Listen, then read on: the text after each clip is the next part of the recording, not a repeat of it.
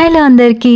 Last వీడియోలో Amla shorts చేసుకోవడం చూసాం కదా. ఆ మిగిలిన పిప్పి పడేయకుండా ఉసిరికాయ కారం పొడి చేసుకోవచ్చు. మొత్తం రసం తీస్తాం కదా, ఆ పల్ప్ లో ఏం మిగిలి ఉంటది అనుకోకండి. అందులో fibre, antioxidants, vitamin C చాలా ఉంటాయి. ఇలా మిగిలిపోయిన దాన్ని చట్నీలా కూడా పెట్టుకోవచ్చు. బట్ కారం పొడి అయితే సూపర్ గా తినేసేయచ్చు. దీనికోసం ముందు పల్ప్ మొత్తంని డ్రై రోస్ట్ చేయాలి. కడాయిలో ధనియాలు, శనగపప్పు, మినపప్పు, వెల్లుల్లి, జీలకర్ర, కొంచెం చింతపండు ఇవన్నీ కూడా డ్రై రోస్ట్ చేసుకోవాలి. మనకి టైంకి కొన్ని ఉండవు. ఎండుమిర్చి నా దగ్గర సరిపడలేకుండే, సో నేను కారం వేసుకున్నా. ఎండుమిర్చి ఉంటే వాటిని కూడా డ్రై రోస్ట్ చేసుకోవాలి. ఇవన్నీ చల్లారిన తర్వాత జార్లో వేసుకొని కారం, ఉప్పు సరిపడా వేసుకుని గ్రైండ్ చేసుకొని, అవి గ్రైండ్ అయిన తర్వాత ఉసిరికాయ పల్పు కూడా వేసి మొత్తం గ్రైండ్ చేసుకోవాలి. దీన్ని మంచి ఎయిర్ టైట్ జార్లో వేసుకొని స్టోర్ చేసుకోవచ్చు. వేడివేడి అన్నంలోకి ఉసిరికాయ కారం పొడి వేసుకొని దాని మీద నుండి నెయ్యి లేకుంటే నూనె వేసుకొని తింటే చాలా టేస్టీగా ఉంటుంది. ఉసిరికాయలు అంటే నచ్చని వాళ్ళు, జ్యూస్ తాగని వాళ్ళు కూడా ఇలా చేసి పెట్టండి,